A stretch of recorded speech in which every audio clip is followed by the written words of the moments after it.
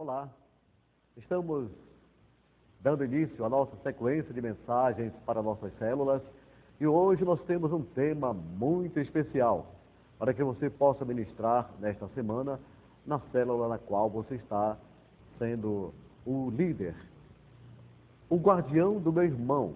Esse é o nosso tema. Está baseado em Gênesis, no capítulo 4, versículo 9, que diz assim: Então o Senhor perguntou a Caim: Onde está seu irmão Abel? Respondeu ele: Não sei. Sou eu o responsável por meu irmão? Caim deixou muito bem claro a realidade que vivemos hoje. Ele nos arremete para esta realidade, a realidade da nossa sociedade, onde as pessoas não se importam com aquelas que o cercam.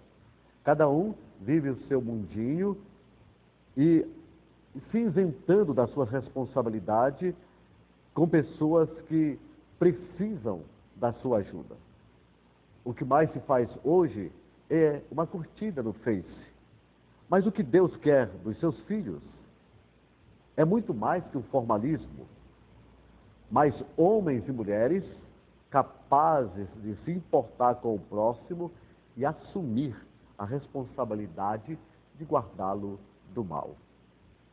Isso realmente nós estamos precisando viver, estamos precisando ministrar na vida das pessoas que irão para nossas células essa responsabilidade para que elas venham tomar consciência de que nós estamos aqui para transformá-las em pessoas que pratiquem o bem e não o mal. E no que devo ser responsável? Nós temos o nosso primeiro ponto que diz: eu sou responsável por meu irmão com o respeito do bom exemplo. Guardamos o nosso irmão com o testemunho que vivemos. E por essa razão é importante desenvolver diariamente testemunho cristão, que possa gerar inspiração para a vida das pessoas que nos conhecem, bem como das que não nos conhecem também. Aliás, talvez aconteçam situações em que as pessoas não verão claramente o cuidado que você tem por elas. E o seu esforço, no seu testemunho, mas o nosso Salvador está de olho em todo o seu cuidado e isso o ajudará a ser um vencedor diante de Deus. Quando esta citação nos leva a pensar em pessoas que nós não conhecemos, quantas pessoas elas vêm até nós por informações, porque o nosso testemunho ultrapassa determinados limites, determinadas barreiras, e encontram pessoas ávidas, precisando de amparo, precisando de um aconselhamento, precisando de amor, precisando receber em si mesmas a paz do nosso Senhor. Então, o nosso testemunho é algo primordial para que as pessoas possam realmente ver em nós um cristianismo que traz resultados. É esse testemunho que vai fazer com que as pessoas que estão em nossa célula, que estão nos acompanhando dia a dia nos nossos afazeres, quem sabe na escola, no nosso trabalho, na faculdade, na nossa vizinhança, essas pessoas vão ver em nós um testemunho diferenciado para que elas possam também absorver e observar tudo aquilo que fazemos para que elas também possam viver o bem-estar que nós vivemos. O nosso segundo ponto diz: eu sou o responsável por meu irmão com relação à educação religiosa. Eu sempre digo que a educação religiosa tem causado detrimentos ao Evangelho. Ninguém nasce sabendo, e por essa razão cada um de nós tem certa responsabilidade com o próximo. Somos aqueles que Deus tem levantado nesta geração para levar a luz onde há ignorância e trevas. O conhecimento do Deus a quem servimos não pode viver somente em nós, mas ele precisa ser compartilhado com todos que dele necessitam. Deus leva em consideração e autoestima aqueles que são capazes de levar adiante as boas novas da vida espiritual e da salvação. Esse momento, eu quero que você medite comigo, no sentido de que nós somos, diante do exemplo que nós damos, diante do testemunho que nós damos, nós somos professores. Professores de um irmão que precisa ser educado religiosamente, independente daquilo que ela vive. Não uma religião forjada em doutrinas que não estejam baseadas no Evangelho, mas a verdadeira religião respaldada pela palavra do Senhor Jesus. Essa experiência eles precisam ter, eles precisam vivenciar para que realmente venham ter conhecimento da verdade. O próprio Jesus nos diz lá em João, no capítulo 8, versículo 32, e conhecereis a verdade, e a verdade vos libertará. Então, quando essa verdade é ensinada, ela passa a não só viver um sentimento religioso, mas ela passa a viver um sentimento de crença em fé na palavra de Deus. E essa é a nossa maior expectativa como professores, como aqueles que ensinam, para que as pessoas venham realmente vivenciar aquilo que nós vivemos. O nosso terceiro ponto diz: eu sou responsável por meu irmão com relação à cobertura espiritual. Todos podem se perder no caminho ou sair da direção. E neste momento, cada um de nós podemos fazer a diferença. Fazer uma cobertura espiritual é algo muito importante na vida daqueles que estão fracos e desorientados.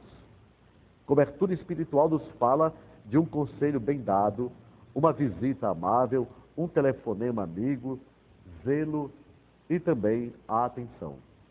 Uma boa cobertura espiritual pode levar milhares de pessoas a uma vida verdadeira com Jesus e a sua salvação. Você já orou por alguém? Você tem propósito de orar por pessoas? A Bíblia nos ensina que nós devemos orar não somente por nós mesmos, mas pela nossa família, pelos nossos governantes, pelo nosso país. E quando nós nos propomos a investir em alguém, espiritualmente falando, quando nos importamos com alguém, quando escolhemos alguém para ministrar sobre essa vida, o primeiro passo que nós fazemos é orar por ela, para que haja essa cobertura e essa pessoa possa continuamente ir sentindo uma diferença na sua vida espiritual através da força da nossa oração que vai fazer essa cobertura em sua vida. Quantas pessoas são libertas, quantas pessoas são salvas de acidentes, quantas pessoas são curadas, quantas pessoas são abençoadas em todas as áreas de suas vidas, simplesmente por causa da nossa cobertura espiritual. E a nossa célula é um ponto específico para que vivamos esse momento, tenhamos esse propósito, esse compromisso, fazendo com que as pessoas realmente estejam debaixo da nossa cobertura espiritual.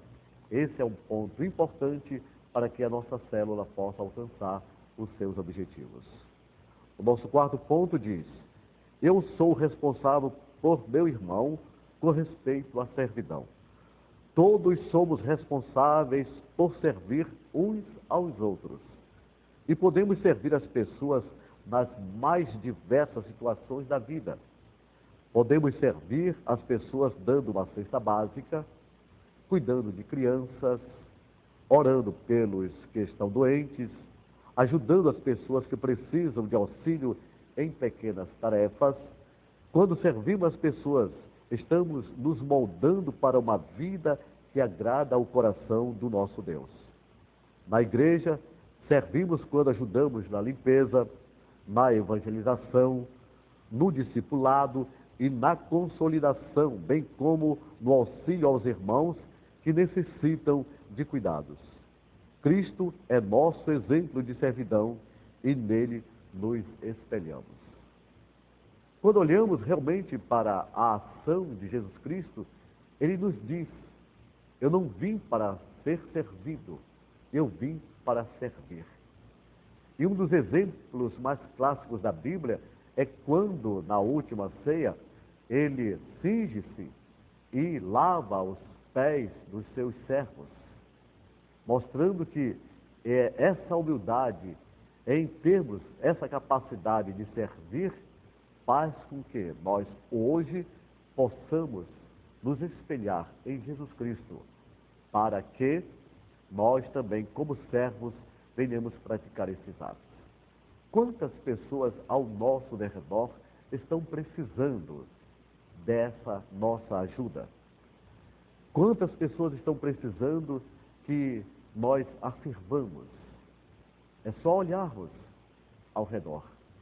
E quando olharmos com cuidado, nós iremos encontrar essas pessoas. Quem sabe uma palavra vai ajudar. Quem sabe, como já dissemos, uma cesta básica ou até mesmo a oração.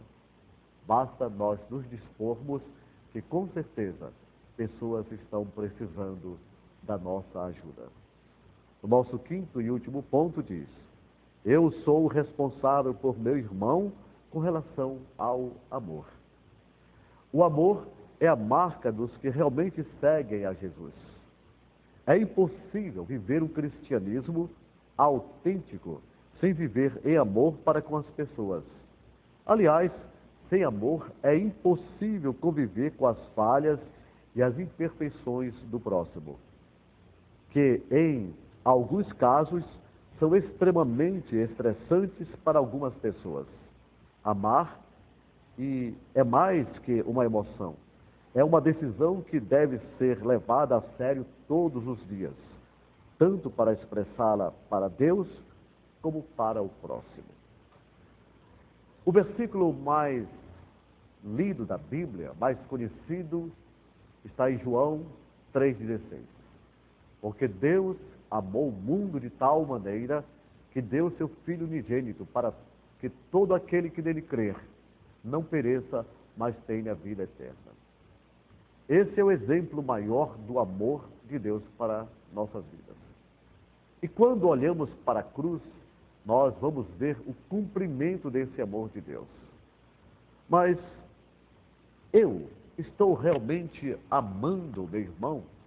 Nós estamos praticando esse amor? Porque muitas vezes pessoas, elas vêm de encontro a nós com muitos problemas e nós achamos que os nossos afazeres, as nossas lutas, nos impedem de darmos a devida atenção, que na verdade é a prática do amor, e por isso não fazemos aquilo que Deus manda que nós façamos. E diante de certas situações, conforme o texto nos diz, pessoas problemáticas, pessoas estressadas, pessoas que murmuram, pessoas com o ímpeto de ignorância, de revolta, muitas pessoas tristes, acabrunhadas, pessoas com vários sintomas, precisamos compreendê-las através do amor. Queridos, se nós não praticarmos esse amor, a partir do momento em que nós começamos a pregar o Evangelho para elas, se elas não verem em nós a prática desse amor, dificilmente a nossa célula irá prosperar. Nós queremos que, dentro desta visão que nós estamos implantando dentro das nossas células, venha prevalecer e permanecer o amor praticado por cada um de nós, baseados naquilo que nós estamos ensinando. Para concluir, queridos, nós queremos dizer que se cada um tivesse o cuidado de ser o guardião do irmão, o nosso mundo seria mais fácil de ser vivido e superado. Que Deus abençoe.